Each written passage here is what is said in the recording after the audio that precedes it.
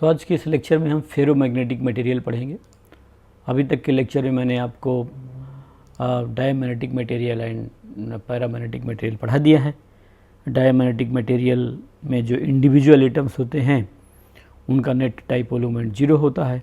Paramagnetic material का जो individual atoms होंगे उनका अपना नेट डाइपोल मोमेंट होगा। जब डायमैग्नेटिक मटेरियल को हम मैग्नेटिक फील्ड में रखेंगे तो इलेक्ट्रॉन की वेलोसिटी के चेंज होने के कारण अपोजिट डायरेक्शन में डाइपोल मोमेंट इंड्यूस हो जाता है। इस तरीके से डायमैग्नेटिक मटेरियल मैग्नेटिज्म जो है अपने अंदर प्रोड्यूस कर सकता है। पैरामैग्नेटिक मटेरियल में हर एटम एक परमानेंट डाइपोल की तरह बिहेव कर रहा होता है, लेकिन चूंकि मटेरियल में इनका अलाइनमेंट रैंडम होता है, इसलिए यदि कोई पैरामैग्नेटिक मटेरियल किसी मैग्नेटिक फील्ड में नहीं है तो रैंडम अलाइनमेंट की वजह से उसका नेट डाइपोल मोमेंट 0 होगा। तो डायमैग्नेटिक मटेरियल हो चाहे पैरामैग्नेटिक मटेरियल हो, यदि दोनों मैग्नेटिक फील्ड में नहीं है तो ये कभी भी मैग्नेटिक प्रॉपर्टी शो नहीं करेंगी। डायमैग्नेटिक मटेरियल और पैरामैग्नेटिक मटेरियल ये केवल और केवल मैग्नेटिक प्रॉपर्टी तभी शो करते हैं जब ये किसमें हो, मैग्नेटिक फील्ड में हो। तो ये छोटी छोटी चीज़ें हमने पढ़ लिया था। फिर हमने कंपेयर कर लिया था मैग्नेटिक ससेप्टिबिलिटी, मैग्नेटिक परमेबिलिटी और मैग्नेटिक ससेप्टिबिलिटी का टेम्परेचर पर डिपेंडेंस। अब आज हमें इसमें पढ़ना है फेरोमैग्नेटिक मटेरियल। सो हम यहाँ पर 2 पॉइंट पढ़ रखे हैं, पैरामैग्नेटिक एंड डायमैग्नेटिक। नेक्स्ट है फेरोमैग्नेटिज्म या फेरोमैग्नेटिक मटेरियल। सो फेरोमैग्नेटिक मटेरियल वो मटेरियल होते हैं जिनके एटम्स में परमानेंट डाइपोल मोमेंट पाया जाता है। सो हम ये लिख सकते हैं कि individual atoms have net magnetic dipole moment. इसमें इंडिविजुअल एटम का डाइपोल मोमेंट जरूर होगा। So individual atoms have net dipole moment. ये पैरामैग्नेटिक में भी था और डायमैग्नेटिक में उनका इंडिविजुअल एटम का कोई डाइपोल मोमेंट नहीं होता है। नेक्स्ट अब हम इसमें बताएंगे कि यदि हम मटेरियल के अंदर देखते हैं, पैरामैग्नेटिक में हमने क्या देखा था कि अलाइनमेंट रैंडम होगा। अब इनका हमें अरेंजमेंट देखना है कि कैसे होता है। सो इनसाइड द मटेरियल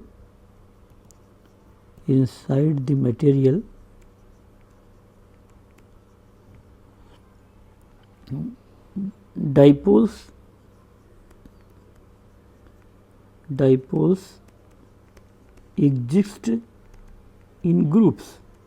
इनमें सबसे बड़ी बात है कि इनके जो डाइपोल क्या होते हैं, ग्रुप्स में एग्जिस्ट करते हैं। इन ईच ग्रुप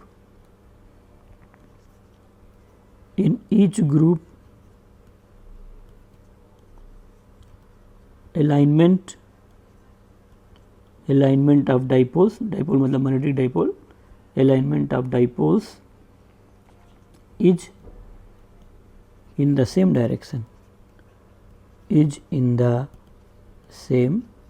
ये बड़ी इम्पोर्टेंट बात है।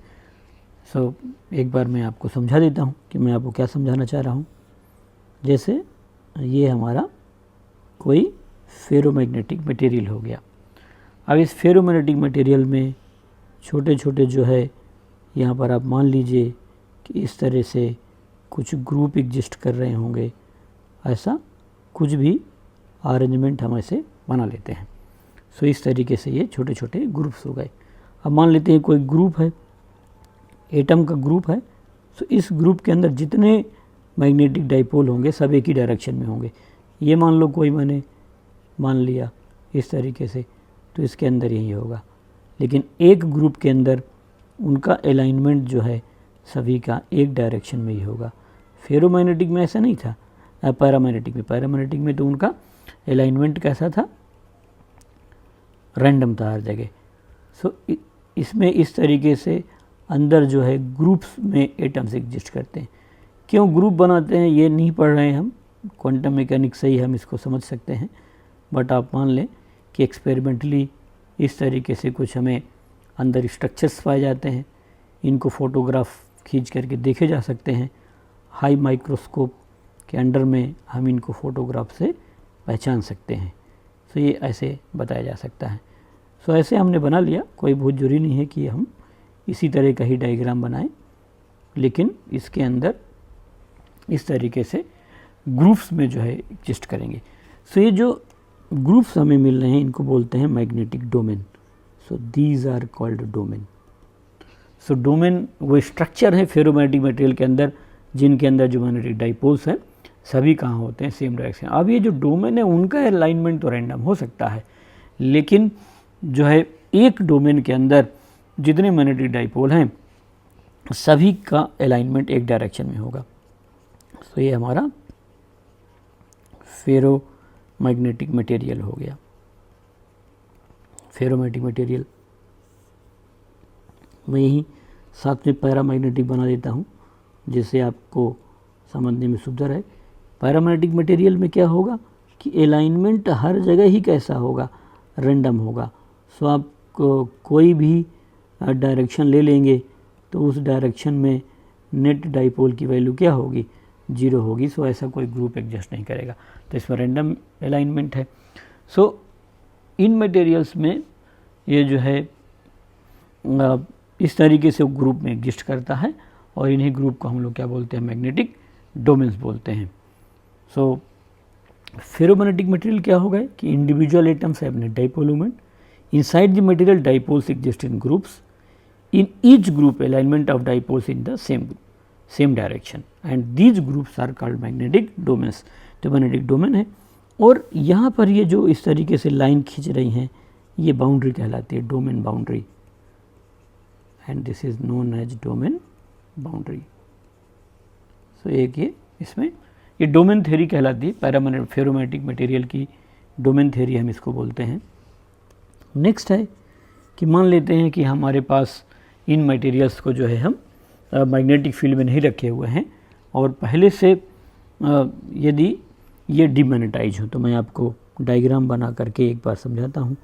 हम मान रहे हैं कि एक्सटर्नल मैग्नेटिक फील्ड 0 है, हमने एक्सटर्नल मैग्नेटिक फील्ड में ही रखा और हम बहुत आइडियल सिचुएशन कंसीडर कर रहे हैं कि ये जो मटेरियल हैं ये मैग्नेटाइज भी नहीं है, डीमैग्नेटाइज है। तो यदि हम इसके अंदर देखना चाहें तो मान लिया कि इसको सभी इसके मैग्नेटिक डाइपोल्स इस डायरेक्शन में पॉइंट कर रहे हैं, तो एक डोमेन के अंदर जितने डाइपोल होंगे सभी एक डायरेक्शन में होंगे। यहाँ पर भी इनका डायरेक्शन क्या होगा, सेम ही होगा। सो एक डोमेन लिया और यहाँ भी अपोजिट, तो एक दूसरे को कैंसिल कर देंगे। यहाँ पर मैंने मान लिया कि इसमें इस डायरेक्शन में है, ये बहुत ही मैं आइडियल सिचुएशन के लिए बना रहा हूँ, बट हाँ हमारे समझने में हेल्प करेगा ये, और यहाँ अपोजिट हो गया। सो इसमें अभी कोई भी मैग्नेटिक प्रॉपर्टी शो नहीं करेगा और बाकी आगे देखेंगे कि हम जैसे मैग्नेटाइज करेंगे तो क्या होगा। सो इस तरीके से नेट डाइपोल मोमेंट क्या हो गया, 0 हो गया। ये जो डोमेन है इसके डाइपोल से कैंसिल हो गए, इसके डाइपोल से कैंसिल हो गए। तो हमने एक ऐसा फेरोमैग्नेटिक मटेरियल बनाया जिसके फेरोमैग्नेटिक मटेरियल में हमने केवल 4 डोमेन कंसीडर किया है। उस 4 डोमेन में टोटल डाइपोल मोमेंट यहाँ पर क्या है, 0 है। अब जब मैं इसको किसी एक्सटर्नल मैग्नेटिक फील्ड में रख दूंगा सेम, तो होगा क्या ये देखना है। सो मैंने मान लिया कि मैंने इस डायरेक्शन में क्या प्रोवाइड लगा दिया, मैग्नेटिक फील्ड अप्लाई कर दिया। सो मैग्नेटिक फील्ड लगाने से ये जो उसके डायरेक्शन में है उनका तो क्या हो जाएगा, ग्रो कर जाएंगे, और जो उसके अपोजिट डायरेक्शन में है वो श्रिंक कर जाएंगे। सो हमारे यहाँ पर क्या होगा, इस तरीके से ये डोमेन की साइज चेंज हो जाएगी। ये जो डोमेन से in the direction of the magnetic field उसकी साइज ग्रो कर जाएगी। Sir magnetic domains in which dipoles are in the direction of the magnetic field grow in size, तो इसकी साइज बढ़ गई। और इधर जो अपोजिट में थे उनकी साइज क्या हो गई है, कम हो गई है। इनमें भी आप थोड़ा टेढ़ा बना सकते हैं, बट हम आइडियल सिचुएशन बना रहे हैं। सो इस तरीके से डोमेन्स का रोटेशन ज़रूर होगा, ये थोड़ा सा टिल्ट कर जाएंगे क्योंकि टॉर्क लगेगा, तो टॉर्क लगने की वजह से ये थोड़ा सा घूम जाते हैं। ये जस्ट हम आइडियल सिचुएशन बना रहे हैं। अपने को तो ये पता होगा, ये पूछा जाएगा कि डोमेन्स क्या होते हैं। सो डोमेन मैग्नेटिक डाइपोल के ग्रुप्स होते हैं किसी भी फेरोमैग्नेटिक मटेरियल में। सो यहाँ पर इसकी साइज क्या हो गई है, साइज इंक्रीज कर गई है। तो size has increased, size has increased, और यहाँ पर जो इसकी साइज है वो डिक्रीज कर गई है, तो साइज हैज़ डिक्रीज्ड। सो हम जब क्या करेंगे, किसी फेरोमैग्नेटिक मटेरियल को एक्सटर्नल मैग्नेटिक फील्ड में रखेंगे, then magnetic domains which have magnetic dipoles in the direction of the magnetic field grow in size, तो उनका साइज क्या हो जाएगा, बढ़ जाएगा, और जो उसके अपोजिट है उनकी साइज क्या हो जाएगी, कम हो जाएगी, श्रिंक कर जाएगी। So when ferromagnetic material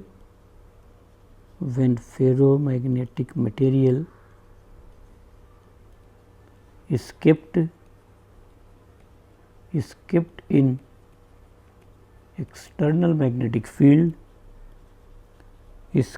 in external magnetic field, then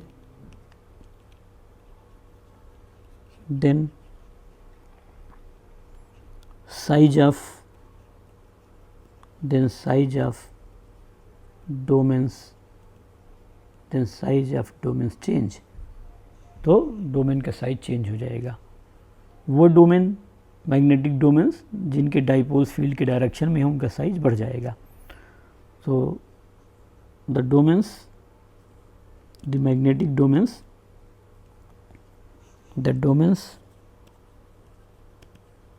in which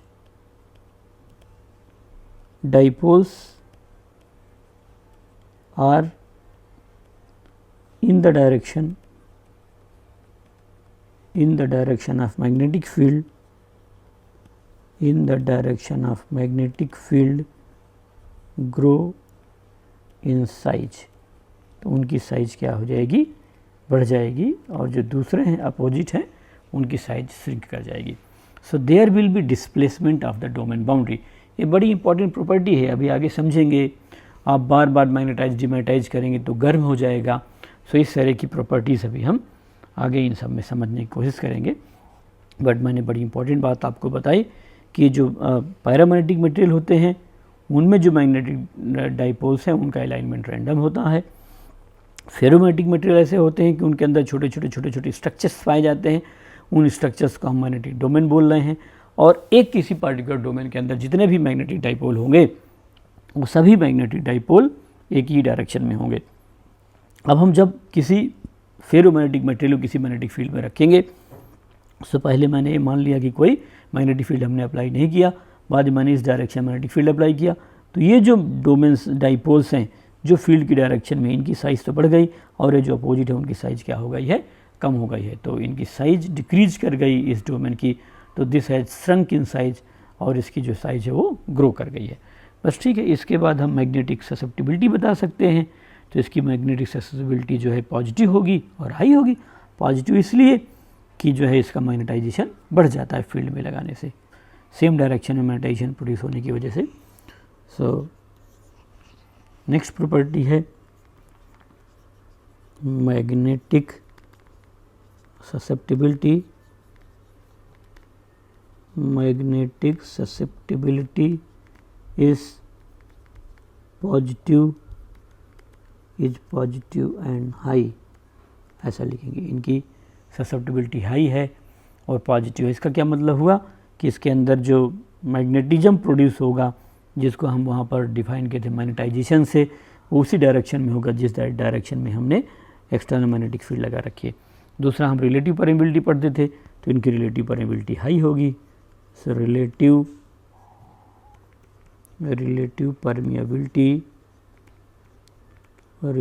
permeability is high.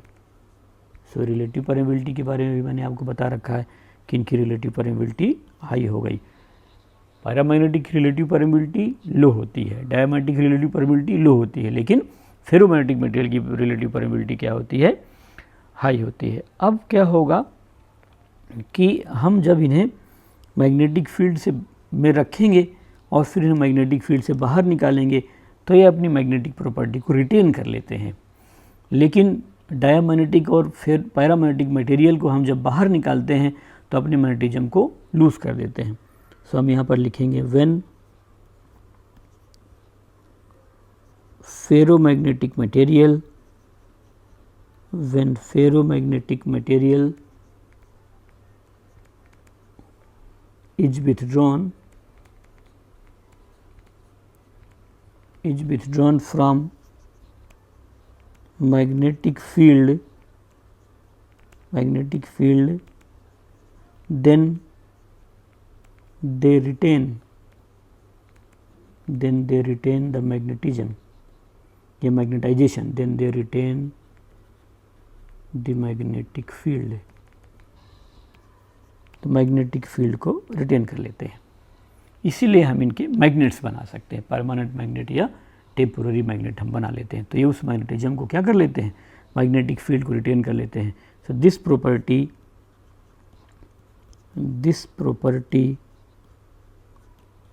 is known as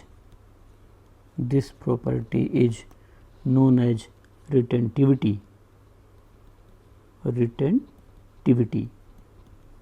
So magnetization retain करने की जो प्रॉपर्टी है that is known as retentivity. So जिस प्रॉपर्टी से फेरोमैग्नेटिक मटेरियल अपने अंदर मैग्नेटाइजेशन को रिटेन कर लेता है, डीमैग्नेटाइज नहीं होता है। अब आपको डीमैग्नेटाइज करना है तो आपको अपोजिट डायरेक्शन में क्या करना पड़ेगा, अब मैग्नेटिक फील्ड लगाना पड़ेगा। तो in order to demagnetise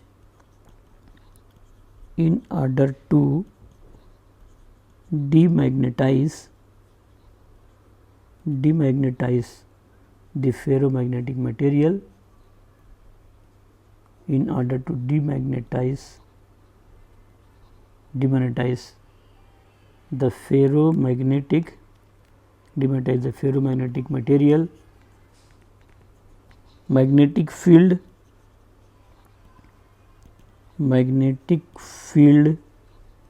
in opposite direction is applied. Magnetic field in opposite direction is applied. So हम जो है डीमैग्नेटाइज करने के लिए अपोजिट डायरेक्शन में मैग्नेटिक फील्ड क्या करते हैं, अप्लाई करते हैं। सो ये जो डीमैग्नेटाइजेशन की प्रॉपर्टी है जिसको बोलते हैं कोर्सिविटी। सो this property is called कोर्सिविटी। This property is called कोर्सिविटी, और कोर्सिव फोर्स भी लिखा रहता है, और कोर्सिव फोर्स यहाँ पर वो न्यूटन्स लॉ के सेंस में फोर्स नहीं है, ये प्रॉपर्टी के लिए यूज़ किया जाता है, बहुत पुराना टर्म है। सो इस तरीके से हम इन मटेरियल की अपनी कोर्सिविटी होगी, ये कोर्सिव फोर्स होगी। आगे अभी हम समझेंगे इन सबको, इनके ग्राफ बनाना सीखेंगे। इनके ग्राफ के बेसिस पर हम डिसाइड करेंगे कि हमें स्ट्रॉन्ग मैग्नेट बनाना है या वीक मैग्नेट बनाना है, परमानेंट मैग्नेट बनाना है या टेम्पररी मैग्नेट बनाना है, इस तरीके से हम बता सकते हैं। सो केवल और केवल हमारे पास जो ये वाला मैग्नेट है, जो मटेरियल है, फेरोमैग्नेटिक मटेरियल है, इसी के अंदर जो है ये प्रॉपर्टी पाई जाती है कि हम जब इसे मैग्नेटिक फील्ड से बाहर निकालेंगे, सो मैग्नेटिक फील्ड से बाहर निकालने पर वो अपनी मैग्नेटिक फील्ड को रिटेन कर लेता है। तो जिस प्रॉपर्टी से रिटेन करता है दैट प्रॉपर्टी नोन एज रिटेंसिविटी। अब वो तो मैग्नेट बन गया, लेकिन हम जब किसी डायमैग्नेटिक मटेरियल को या किसी पैरामैग्नेटिक मटेरियल को मैग्नेटिक फील्ड से बाहर निकालेंगे तो डीमैग्नेटाइज हो जाएगा। सो जो डायमैग्नेटिक मटेरियल है या जो पैरामैग्नेटिक मटेरियल है वो मैग्नेटिक फील्ड के बाहर कभी भी मैग्नेटिक प्रॉपर्टी शो नहीं कर सकता है। वो अपनी मैग्नेटिक प्रॉपर्टी केवल तब तक शो करेंगे जब तक वो कहाँ पर है, मैग्नेटिक फील्ड के अंदर है। लेकिन हमारा जो फेरोमैग्नेटिक मटेरियल है, एक बार हम उसे मैग्नेटिक फील्ड में रख के मैग्नेटाइज कर देते हैं, तो हम जब उसे बाहर निकालेंगे तो वो अपने अंदर मैग्नेटिज्म को रिटर्न कर लेगा। और यदि आप चाहते हैं कि वो मैग्नेटिज्म लूज कर दे तो या तो हम उसे गर्म कर दें। अब गर्म करने से कैसे होता है ये मैं अभी आपको आगे समझाऊंगा, या तो फिर हम अपोजिट डायरेक्शन में मैग्नेटिक फील्ड लगा दें। अब एक चीज़ और डिपेंड करती है कि जो ससेप्टिबिलिटी है वो टेम्परेचर पर डिपेंड करती है कि नहीं करती है। सो हम लोग वहाँ भी पढ़े थे, यहाँ पर भी है। सो जो ससेप्टिबिलिटी है वो टेम्परेचर बढ़ाने से घटती है। सो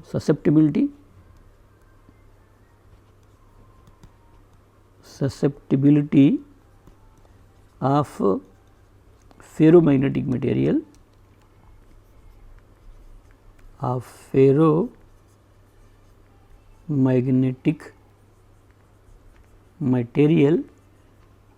decreases with increase in temperature.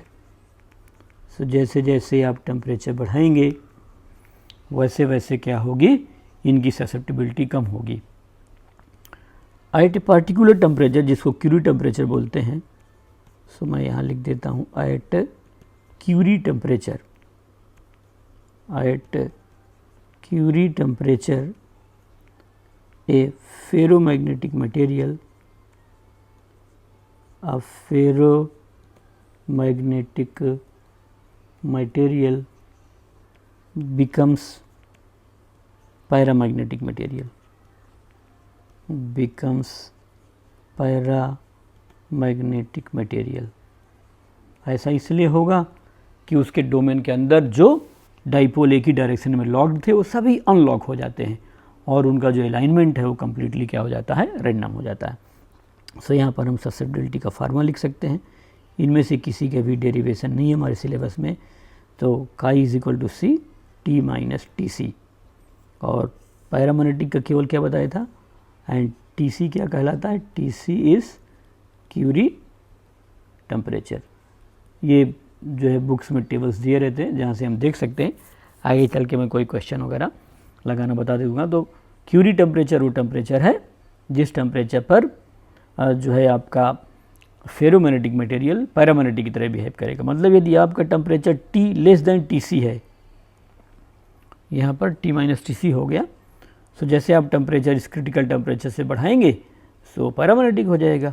So ferromagnetic behaviour केवल तभी तक शो करेगा जब तक वो क्या है, क्यूरी टेम्परेचर से नीचे। इसका मतलब हर फेरोमैग्नेटिक मटेरियल के लिए एक ऐसा टेम्परेचर होता होगा, यदि आप उससे आगे टेम्परेचर बढ़ाते हैं तो मटेरियल डीमैग्नेटाइज हो जाएगा। इसलिए छोटे क्लास में हम पढ़ते हैं कि यदि हम किसी मैग्नेट को हाई टेम्परेचर पर गर्म कर दें तो मैग्नेट अपनी मैग्नेटिक प्रॉपर्टी लूज़ कर देता है।